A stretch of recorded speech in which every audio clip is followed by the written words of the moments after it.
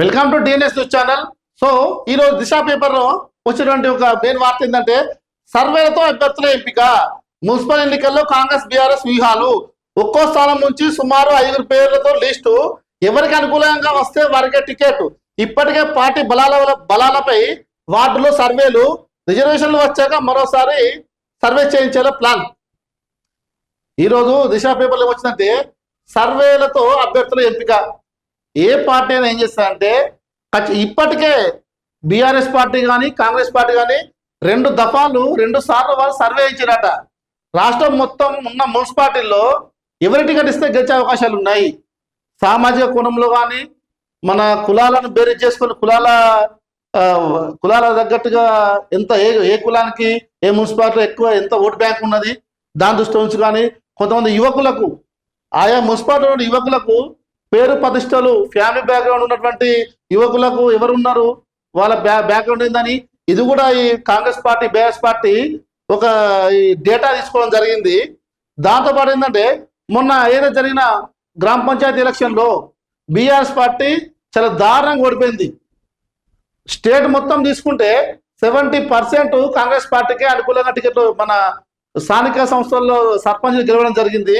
కేవలం ఒక 20% మాత్రమే బీఆర్ఎస్ పార్టీ అభ్యర్థి గెలవడం జరిగింది. ఆ 20%లో కూడా వాళ్ళ సొంత పేరు ఇమేజ్తో వాళ్ళు గెలవడం జరిగింది.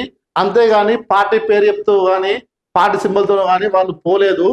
ఇంకోటి నేను ఏం చెప్తున్నా అంటే ఎవరైతే నేను ఏం చెప్తున్నా అంటే బీఆర్ఎస్ పార్టీ కానీ అటు కాంగ్రెస్ పార్టీ కానీ మీరు గెలిచే అభ్యర్థిగా టికెట్ ఇవ్వండి. రెండవది ఏంటంటే ఇంతకుముందుకు మున్సిపాలిటీలో ఏ అభ్యర్థి ఏం చేసిండు, గతంలో 10 సంవత్సరాలు బీఆర్ఎస్ పార్టీ అధికారంలో ఉన్నప్పుడు వాళ్ళు చేసిన తప్పులేంది అది దృష్టిలో ఉంచుకొని మీరు గెలుపు కుర్రాలకే టికెట్ ఇవ్వాలి.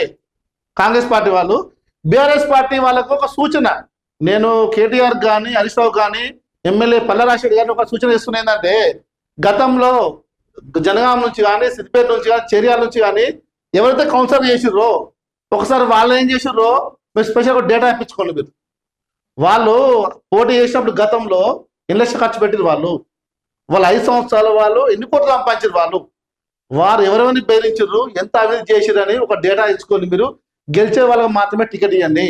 నేను చెప్తున్నా అంటే పల్లరాశెడ్డి గారు మీకు ఒక ప్రత్యేకమైన నేను ఒక రిక్వెస్ట్ చేస్తున్నా, అటు జనగామపట్నంలో కానీ ఇటు చేర్యాలపట్నంలో కానీ మీరు గెలిచే వాళ్లకు మంచి అభ్యర్థి టికెట్ ఇవ్వండి.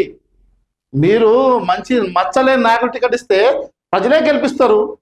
మొన్న చేర్యాల్లో గత 5 సంవత్సరాల కింద ఏం జరిగిందంటే బీఆర్ఎస్ పార్టీ కౌన్సిలర్ కొంతమంది ఒక పేదవాడు ఇల్లు కడితే మినిమం 20,000 నుంచి స్టార్ట్ చేస్తే ₹1,00,000 దాకా వసూలు చేసారు. లోపల అయితే 20,000 30,000, మెయిన్ రోడ్ మీద కమర్షియల్ బిల్డింగ్ అయితే మినిమం ₹1,00,000 వసూలు చేసారు. దానికి చేర్యాల మొత్తం తెలుసు, జగన్ మొత్తం తెలుసు. నేను కూడా ప్రత్యక్ష సాక్షిని. నన్ను కూడా బెదిరించారు గతంలో డబ్బులు ఇవ్వమని, కానీ ఎవరికి లొంగలేదు, ఎవరి బెదిరింపులకు కూడా నేను తలవంచలేదు, నేను ఎవరికి రూపాయి కూడా ఇవ్వలేదు. కానీ నా ముందు చాలా మంది బెదిరించారు.